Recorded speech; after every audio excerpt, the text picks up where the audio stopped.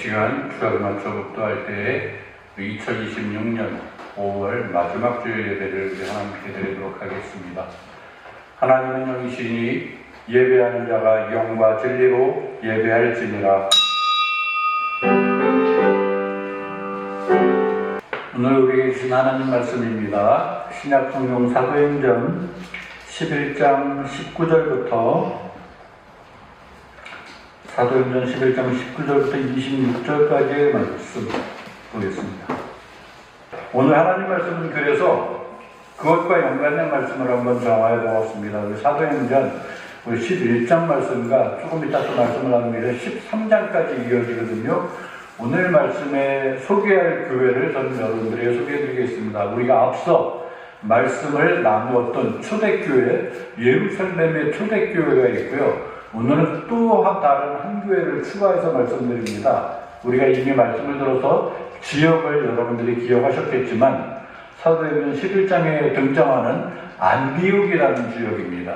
안디옥, 지금으로 따지면 터키 서부 쪽에 위치한 동네인데 그 안디옥 교회, 그곳에서 일어난 일들이 그야말로 오늘날 우리가 교회라고 이야기할 때 우리는 그럼 어떤 교회를 지향해야 할까? 두 교회를 저는 강력하게 추천합니다. 예루살렘에 있던 일전에 말씀을 나누었던 그 초대교회, 그리고 또 다른 한 교회, 바로 오늘 말씀을 나눌 안디옥 교회, 이 두 교회를 여러분들에게 소개하고자 합니다. 교회는 우리는 누구보다도 가장 중요한 것이 어떤 사람들의 모임입니까? 교회당은 그냥 교회당입니다. 교회는 어떠한 모임이냐면 신앙 고백이 같은 사람들의 모임입니다. 어떠한 신앙 고백이요? 우리 이미 베드로가 고백을 하지 않았습니까? 주는 그리스도십니다. 살아계신 하나님의 아들이십니다. 이 고백으로 모인 믿음의 사람들의 모임을 교회라고 합니다. 예수님이 여기에 마음껏 축복하셨죠? 바요나 시몬아 네가 복이 있도다. 그죠? 이 믿음 가운데 이 반석 위에 내가 교회를 세울 것이다. 예수님이 친히 인정하신 오늘날도 왕성하게 하나님 나라를 위해 쓰임받는 도구가 유일하게 한 군데 있다면 바로 교회라는 겁니다. 그래서 교회는 언제나 그 주인이 예수 그리스도시고요. 교회를 이루어가는 일원들이 바로 주는 그리스도십니다. 살아계신 하나님의 아들이십니다라는 신앙 고백을 하는 저와 여러분들이라는 사실을 믿으시기를 바라겠습니다. 우리 초대교회에 대한 말씀을 일전에 한번 나누었는데 여러분 주보를 한번 펴시기를 바랍니다. 1번 문제를 보니까 한번 복습하는 기분으로 1번을 간단하게 말씀을 나누면은 초대교회의 역사는 과로 무엇의 강력한 임재를 통해 하나 되었다. 뭘까요? 가로 안에 들어갈 말을 무엇일까요? 복습이 안 되네. 그죠? 초대교회의 역사는 아시다시피 어떠한 일이 있었습니까? 마가의 다락방을 모여 기도하는 120명의 제자들에게 성령이 강력하게 임하셨습니다. 그렇죠? 초대교회의 역사는 성령의 강력한 임재를 통해서 하나 되었고 다시 그 성령의 이끄심으로 이번에 과거에 뭘 거예요? 이번에는 대조되는 부분입니다. 성령의 강력한 임재를 통해 하나가 되었다. 그리고 다시 성령의 이끄심으로 어떠한 얘기냐면 가로에 넣으시기 바랍니다. 흩어짐. 하나 되게도 하셨지만 그 다음에는 성령의 이끄심으로 이제 이 사람들을 만천하에 흩어버리셨다는 겁니다. 이 과정들입니다. 그래서 교회는 예배하기 위해 하나로 뭉쳐야 됩니다. 성령의 임재를 강력한 성도의 임마를 강력히 우리가 사모하되 그분의 임재를 바라며 그 성령의 감동하심으로 하나님 말씀도 듣고 그 믿음으로 하나 되어서 기도하고 찬송하며 하나님께 예배하는 것이고요. 그죠? 그 다음은 어떻게 해야 되느냐? 성령의 이끄심대로 각 지역으로 우리는 흩어져서 예수 그리스도를 드러내고 복음을 심으며 하나님 나라를 향한 옳고 그른 일들을 분별하여서 행하는 삶을 살아가는 것이 바로 교회, 우리 교인들이 해야 할 그 본분이라는 사실을 여러분 믿으시기를 바라겠습니다. 그래서 여기에 대한 말씀들을 적용하는 부분들이 바로 그 2번 문제거든요. 사도행전 1장 8절부터 2장 4절, 2장 44절부터 47절 일일이 여러분들하고 함께 이 말씀을 지금 찾으면 시간이 오래 걸릴 것이므로 제가 간단하게 읽어드릴게요. 사도행전 1장 8절 무슨 말씀이냐면 오직 성령이 너희에게 임하시면 너희가 권능을 받는다. 그리고 예루살렘과 온 유대와 사마리아와 땅끝까지 이르러 내 증인이 되리라 하시니라라는 말씀입니다. 2장 4절은 무슨 말씀입니까? 그들이 다 성령의 충만함을 받고 성령이 말하게 하심을 따라 다른 언어들로 말하기를 시작하니라. 그 다음 2장 44절부터 47절까지의 말씀은 뭐냐면 이들이 이제 하나 되어서 어떤 모습을 드러내냐면 믿는 사람이 다 함께 있어 모든 물건을 서로 통용하고 재산과 소유를 팔아 각 사람의 필요를 따라 나눠주고 날마다 마음을 같이하고 성전에 모이기를 힘쓰고 집에서 떡을 떼며 기쁨과 순전한 마음으로 음식을 먹고 하나님을 찬미하며 온 백성에게 칭송을 받으니 마지막 주께서 구원받는 사람을 날마다 더하게 하시리라라는 말씀입니다. 초대교회의 과정들입니다. 그 다음 볼까요? 4장 32절 말씀 뭐냐면 이번에는 믿는 무리가 한 마음과 한 뜻이 되어 모든 물건을 서로 통용하였는데 자기 재물을 자기가 가지고 있는 것을 조금이라도 자기 것이라 하는 이가 하나도 없었다. 뭡니까? 이것도 하나님이 주신 것이다. 그렇기 때문에 내 거라는 개념은 없고 내가 관리를 하는 것인데 그러한 마음이 있기 때문에 나누어 주기를 꺼리지 않았다는 거예요. 드리기를 전혀 아까워하지 않았다는 겁니다. 그리고 그 다음에 8장으로 넘어갑니다. 여기까지는 좋았는데 여기서부터 약간 갸우뚱하게 됩니다. 뭐냐면 8장 1절 보십시오. 거기에는 뭐라고 되어 있냐면 우리 지난주에 말씀 나누지 않았습니까? 스데반이 하나님 말씀을 전하고 마지막에 돌에 맞아 순교당하잖아요. 그죠? 그 말씀에 이어서 있는데 사도행전 8장 1절 사울은 그가 죽임당함을 마땅히 여겼다라고 되어 있고요. 그날에 예루살렘에 있는 교회에 큰 박해가 있어 사도 외에는 다 유대와 사마리아와 모든 땅으로 어떻게 되냐면 흩어지니라 되어 있습니다. 복음이 왕성하여서 막 서로 나누고 기도하고 구원받는 사람이 날마다 더하여져서 너무너무 좋았거든요. 그대로 가면 얼마나 좋겠습니까마는 다른 한편으로는 이제 이들을 핍박하는 무리들이 이제 득세하게 되고 여기저기 복음을 전하는 데가 있다면 피바람이 같이 붑니다. 하나님은 그들을 모아두시지 않으시고 성령의 힘으로 그들을 각 지방으로 각 지역으로 흩어버리시는 구절들이 사도행전 8장부터 시작이 되고 있는 것입니다.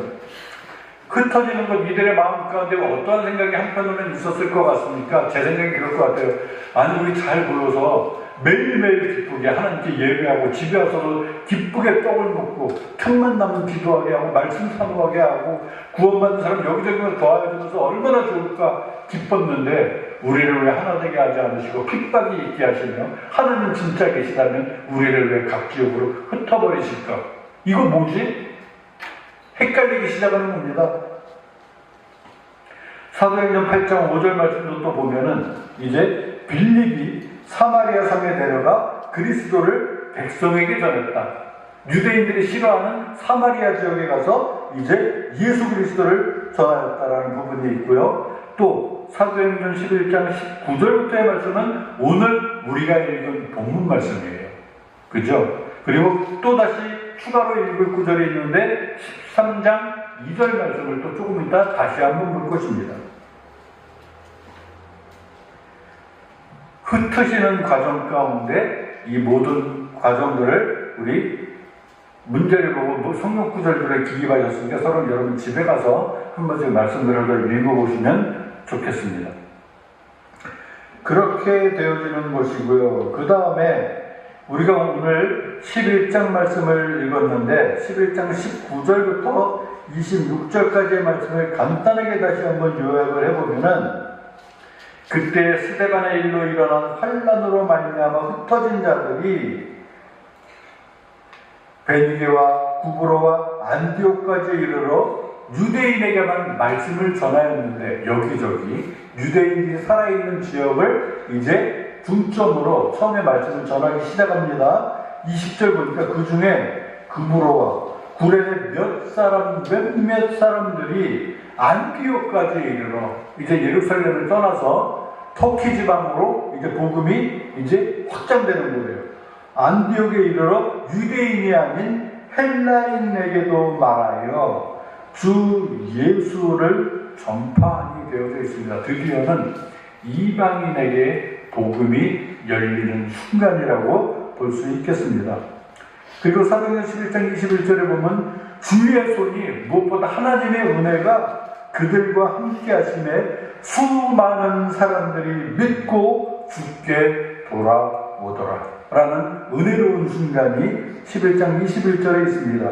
그리고 22절에 보니까 이제 예루살렘 교회가 이 사람들의 소문을 듣고 그 중에 하나님 말씀을 전하는 사도 바나바를 안디옥까지 보냈고 그가 이르러 하나님의 은혜를 보고 기뻐하여 모든 사람에게 굳건한 마음으로 주와 함께 머물러 있으라 권하며 성령이 충만한 이 바나바는 25절 바나바가 사울을 찾으러 다소에 가서 바울과 함께 이제 26절 만남에 함께 바나바와 사울이 함께 안디옥에 와서 둘이 이 안디옥 교회에 1년간 모여 있어 큰 무리들을 가르쳤다. 그리고 그들의 제자들이 안디옥에서 비로소 그리스도인이라 일컬음을 받게 되었다라는 말씀입니다.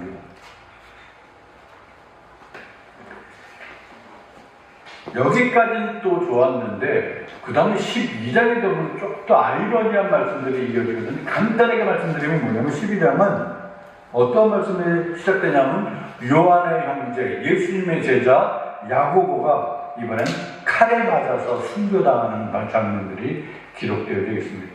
드디어 피바람이 본격적으로 부는 거예요.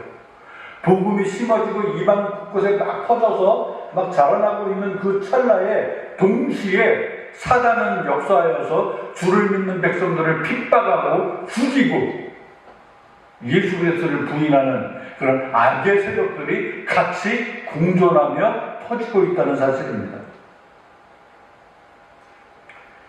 우리 오늘날 그런 말씀 하지 않습니까? 하나님이 정말 계시다면 예수 그리스도의 복음이 진리라면 저 악한 것들을 왜 그냥 두세요?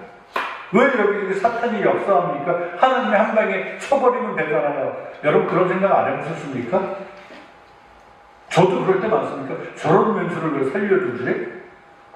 저거 내가 하나님을 그냥 한 방에 밟아버릴 텐데 이런 생각하는 게 한두 번이 아니거든요.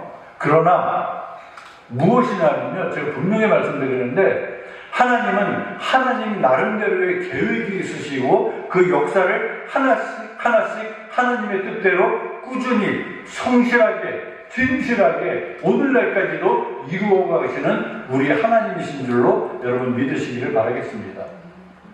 사탄은 근데 왜 공존하느냐? 하나님이 이미 우리에게 말씀하셨어요. 마지막 날에 그들은 완전히 멸할 것이다.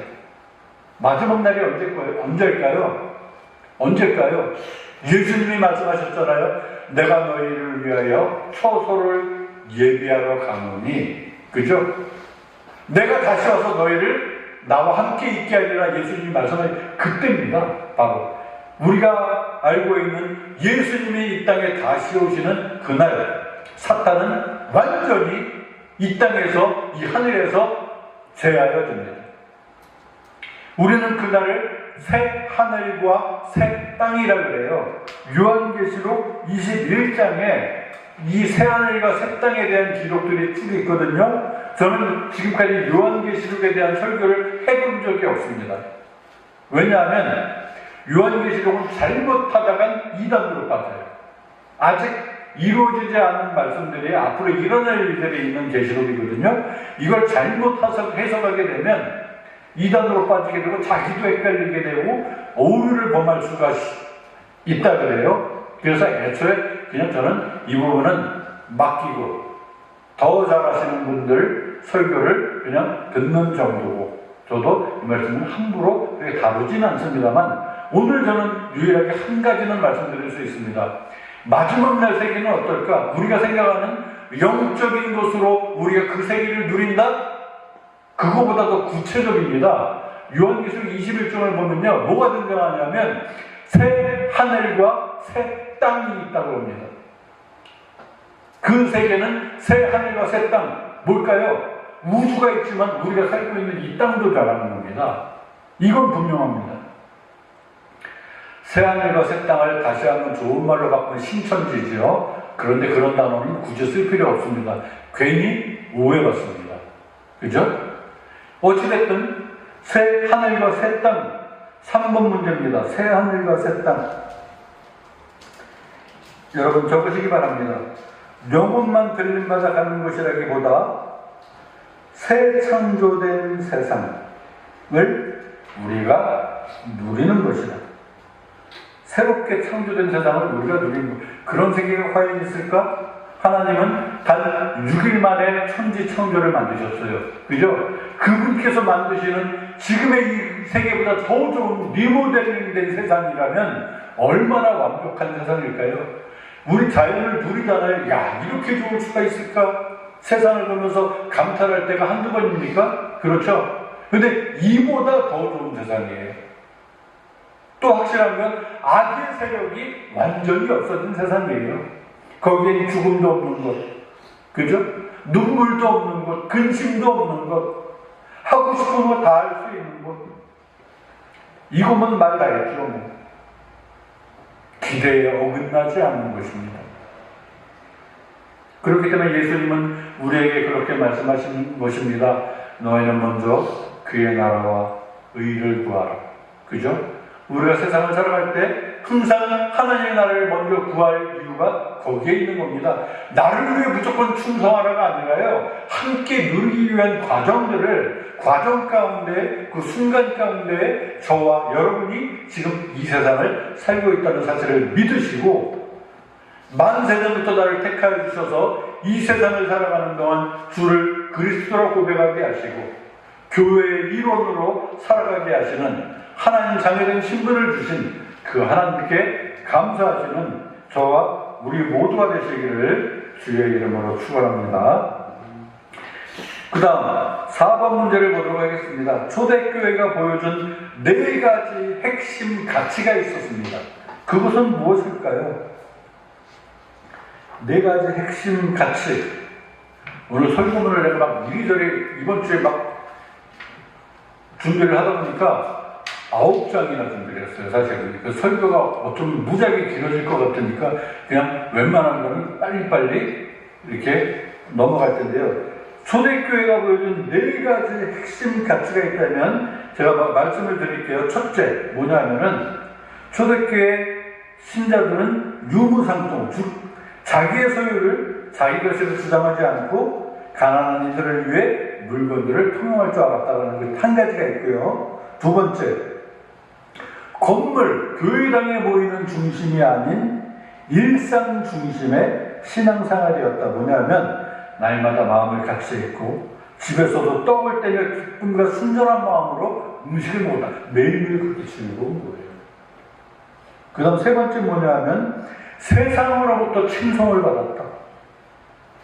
사람들이 저 사람들은 너무너무 틀려. 예수 믿는 사람들은 저런 거구나. 하나님도 복을 주셔서 날마다 구원받는 백성들을 더하게 하셨습니다. 무엇보다 4번째 뭐냐면 그들은 사도의 가르침을 받아서, 그죠? 말씀입니다.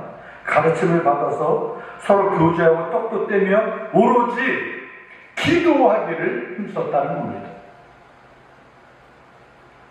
우리 교회는 어떤 교회가 돼야 됩니까? 이대로 하면 됩니다. 이대로. 이 마음대로 하면 됩니다. 저는 이 4번부터 역순으로 가면 좋을 것 같아요. 먼저 사도의 가르침을 받아 말씀에 충실하여서 서로 사랑으로 교제하고 나눌 것도 기쁘게 서로 나누고 무엇보다 중요한 기도에 힘쓰는 저와 우리 모두가 되시기를 바랍니다. 기도하십시오. 첫 일과를 기도로 시작하고요. 마무리를 기도로 하시되 밥 먹을 때 밖에서 밥 먹는 거 남들이 쳐다본다고 부끄러워하지 말고 자랑스럽게 기도하십시오. 저 옛날에 학교 다닐 때 학생 때 도시락 먹을 때 도시락 열어놓고 기도하면 그새 계란 덮어놓은 게 없어졌어요. 애들이 놀리는 거예요. 얘는 뭐 지가 뭐 대단하다고 도시락 펴놓고 기도하나. 그때 사실 처음에 기도할 때는 저 되게 부끄러웠거든요. 애들이 나 이상하게 보면 어떡하지? 그런데 마음 가운데 그때 선생님이 나한테 그런 말씀을 했어요. 네가 하나님을 부끄러워하면은 하나님도 너 부끄러워하실 거야. 이러시더라고요. 그 말씀이 너무나 돼갖고 용기를 내갖고 기도를 한 거예요. 그러다 보니까 습관이 됐어요.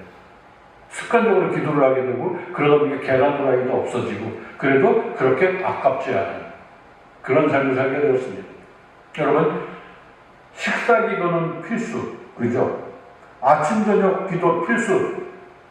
무엇보다 매 순간순간 하나님께 여쭙고 하나님의 의견을 경청하는 뜻을 해야 되는 그 삶, 우리 예수 믿는 사람들이 꼭 가지고 살아야 할 삶인 줄로 믿으시는 우리 모두가 되시기를 바라겠습니다. 5번 문제 봅니다. 그렇다면 안디옥 교회의 모습은 어떠한 것인가? 안디옥 교회의 모습, 우리가 조금 전 우리 본문 말씀을 살펴봤죠. 무엇보다 이 교회는 이제 바깥으로 드러내주는 교회.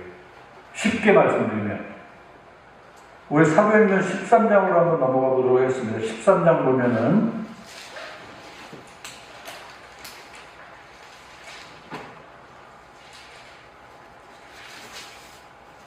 1절부터 우리 3절을 한번 다 같이 한번 읽어보겠습니다. 사도행전 13장 1절부터 3절. 안디옥 교회의 시작. 안디옥 교회에 선지자들과 교사들이 있으니 곧 바나바와 니게를 하는 시므온과 구레네 사람 루기오와 분봉왕 헤롯의 젖동생 및 사울이라. 주를 섬겨 금식할 때에 성령이 이르시되 내가 불러 시키는 일을 위하여 바나바와 사울을 따라 세우라 하시니 이에 금식하며 기도하고 두 사람에게 안수하여 보내니라 라고 되어져 있어요. 이 구절을 한번 간단히 보면은 처음에 1절, 2절 보면은 5사람이 등장하게 됩니다. 그죠? 5사람이 등장하게 되는데 여기에 대한 사람들이 일단 제일 각각이에요. 제일 각각의 사람들. 어떤 사람들일까요? 자, 교회는요, 오늘날 교회, 우리 대한민국의 교회는 제가 한번 말씀드려 볼게요. 강남에 교회가 있잖아요. 아주 크고 멋진 교회도 있고, 상가교회도 있고, 강남에서만 목회하겠다는 목회자도 있고. 그런데 강북에 있는 사람들, 조금 어려운 사람들이 그 교회를 못 들어가요. 위축되나 봐요. 그곳에 있는 사람들도 굳이 그런 사람들을 반기지를 않아요. 그죠? 그리고 좀 삐까뻔쩍하게 귀티나는 삶을 사는 그 사람들이 개척교회에 안 갈라 그래요. 같은 교회인데, 같은 고백이 있는 교회인데. 뭘까요? 우리도 모르게, 나도 모르게 교회 가운데 그런 차별이 생기는 겁니다. 이건 아니라는 거거든요. 그런데 안디옥 교회를 가만히 보면은 거기에 안디옥 교회에 선지자들과 교사들이 있는데 하면서 쭉 기록을 하지 않습니까? 이 사람들이 어떠한 사람이냐면 이 5사람들 각각입니다. 5사람들의 모습들이 각각이에요. 우선 흑인도 있고 무슨 귀티나던 왕족과 함께 살았던 사람. 특별히 보십시오. 뒷부분에 보니까 헤롯의 젖동생 나오잖아요. 젖동생은 과연 뭘까? 같은 형제는 아니지만 같은 그 젖먹던 시절을 같이 보냈다라고 하면 젖동생이라는 표현을 씁니다. 헤롯과 그렇게 같이 생활할 만한 귀족도 그 자리에 있었다. 그리고 사울이라는 사람, 이 사람은 또 누굽니까? 유대인인데 예수 믿는 사람을 핍박하던 사람들이었다. 뭐 차별 없이 이런 사람 저런 사람 막 섞여 있는 거예요. 다섯 사람도, 가르치는 사람도. 모여있는 이 안디옥 지방도 이방이에요. 이방 땅이에요. 그런데 이 안디옥이라는 동네가 오늘날로 따지면은 뭐 미국의 뭐 뉴욕이나 뭐 라스베가스 같은 그런 휘황찬란한 그 시대에 아주 잘 나가는 도시였다는 겁니다.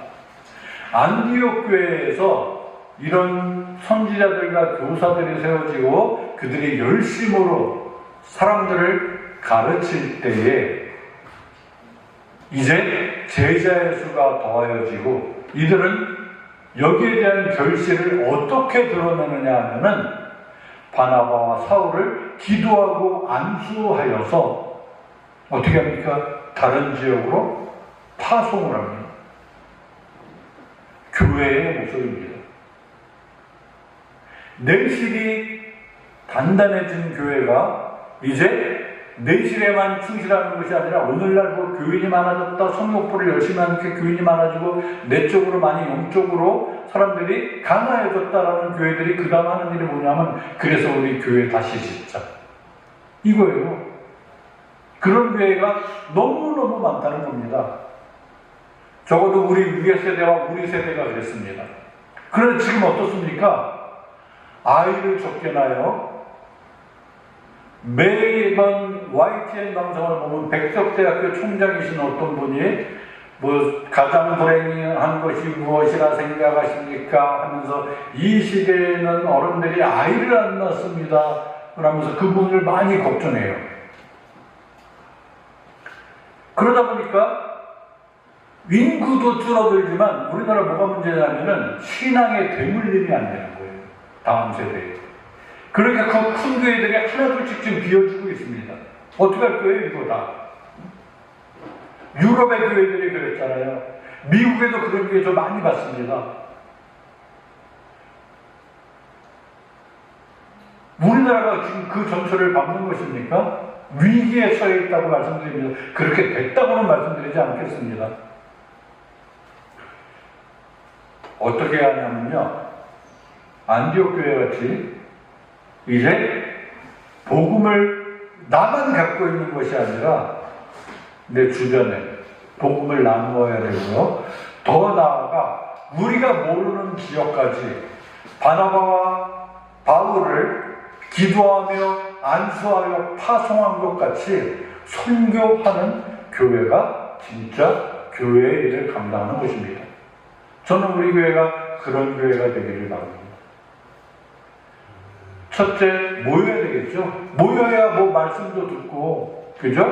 기도도 하고, 이런 부분들을 여기서부터 시작을 하는 거예요. 예배를 드리면 그 힘을 갖고, 아, 내가 한 주간 이 말씀을 들었지. 그 말씀도 묵상도 하고, 내가 또 성령도 봐야지. 이 마음이 생기면서 실천하는 것이고요. 매사에 기도함으로 하는, 이럴 때 내가 어떻게 하면 좋겠습니까?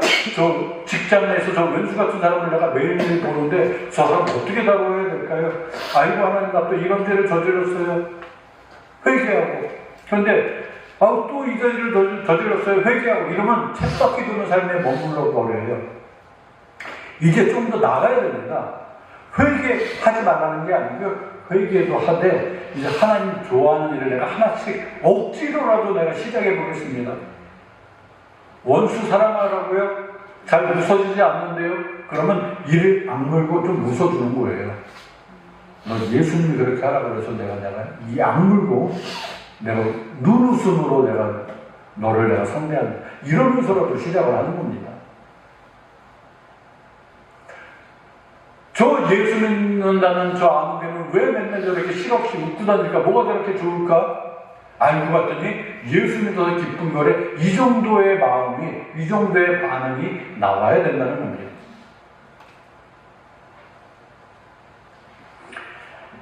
크리스찬이라는 말이 있죠. 크리스찬. 이 말이 생긴 이유가 뭔지 아십니까? 이 당시 안디옥 교인들을 본 주변 사람들이 지어낸 별명이라고 합니다. 이때 시대의 말로 크리스티아노. 제가 축구 선수 중에 좋아하는 이 시대의 두 유명한 선수가 있죠. 리오넬 메시와 호날두가 있어요. 호날두의 라스트 네임이 뭔지 아십니까? 크리스티아노입니다. 좋은 말로 생긴 게 아니고 그들이 비웃었대요. 이 시대의 유행에 안디옥 사람들이 무리들 좀 흉볼 사람 있으면 막 깎아내리면서 무슨 쟁이, 오늘날 우리가 말하는 저런 예수쟁이들을 만나. 빚쟁이의 쟁이, 예수쟁이를 붙인 거거든요. 그 개념으로 크리스티아노라는 말을 붙였다는 거예요.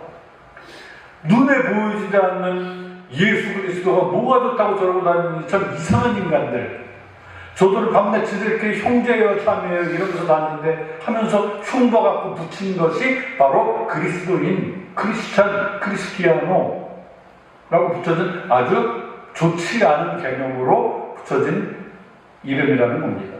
안디옥에서 시작되는 겁니다. 그런데 여기에 대한 안디옥 교인들의 반응은 어땠을까요? 너무너무 기뻐했다는 겁니다. 우리가 그렇게까지 사람들의 손가락질을 받지만 우리 그 정도로 예수에 미쳐 있는 거야. 우리 너무 기쁘지 않아? 그들은 그 자체가 너무너무 기뻤다는 겁니다. 그렇게 살아가는 겁니다. 또 다른 화면을 볼까요?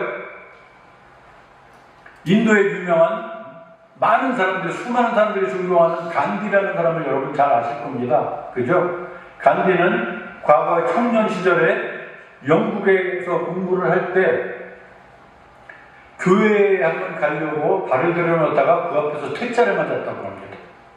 당신 같은 사람이 여기서 예배드리는 곳이 아니다. 당신 색깔에 맞춰서 당신하고 어울리는 다른 교회를 가라. 간디가 그 교회를 가려고 했을 때는 예수님이 전하신 산상보훈의 은혜를 받고 교회에 발을 들이려고 했던 순간이었다고 해요. 그런데 퇴짜를 맞았어요. 훗날 간디는 자기의 자서전을 통해서 뭐라고 고백을 하느냐 하면은 나는 예수님을 사랑한다. 그분을 본받아야 되는 건 안다. 그런데 크리스찬들은 싫어한다. 그리스도인들은 너무너무 싫다. 이런 고백을 하였던 우리가 느껴봐야 할 말씀 가운데 하나입니다. 우리의 본질은 예수 그리스도를 통한 복음은 세상의 그 어느 것보다 값진 가장 멋진 것입니다. 그것을 가지고 있는 우리 교회가 이것을 제대로 드러내지 못하면 사람들에게 손가락질 받는다는 겁니다. 오늘 말씀의 결론을 내립니다. 우리 교회 어떤 교회 되어야 될까요? 우리 초대교회 두 교회를 보지 않았습니까? 첫 번째, 성령의 임재하심을 사모하며, 그죠? 가르침을 받아 예배하기 힘쓰고 교제하되, 우리의 믿음이 더해질 때 기도로 우리도 복음 전할 사람들을 파송하게 하시고 내가 파송되어지게 하시고 나아가서는 흩어져서는 그 이름을 증거하는 믿음의 사람들 되게 하시옵소서.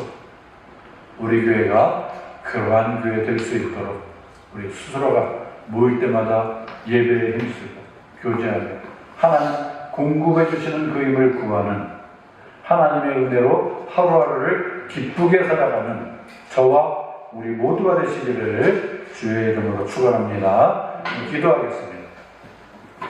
하나님 은혜를 감사합니다. 귀한 말씀 주심을 감사합니다. 초대교회 예루살렘의 교회와 안디옥 교회를 통하여서 교회는 어떠한 곳이어야 하는가, 교인들은 어떤 교인들이 되어야 하는가, 귀한 말씀들을 잘 나누었습니다. 나 자신을 돌아볼 때 아직도 여전히 부족하고 형편없는 그 형편에 처해 있는 우리라고 사실을 하나님 앞에 고백하며 그 상한 심령을 가지고 하나님 앞에 나와 부르짖어 성령의 감동을 받게 하시고 하나님 부어주시는 그 은혜를 체험함으로 인하여 말씀을 사모하고 기도로 우리의 삶을 계획하며 하나님과 교제하는 귀한 삶을 살아갈 때에 이제 이 믿음의 현실을 겉으로 드러나서 우리의 이웃 가운데 세계 곳곳에 복음을 심고 자라게 하는 주의 일꾼된 그리스도인 되는 삶을 살아가는 우리 홍대 우리 교회 교우들 될 수 있도록 우리 하나님 믿음을 더하여 주시기를 원합니다. 예배의 은혜 받음을 감사하며 한 주간도 우리 주님 한 손에 의지하고 우리를 죄에서 구원해 주신 예수님의 이름으로 기도하옵나이다. 아멘.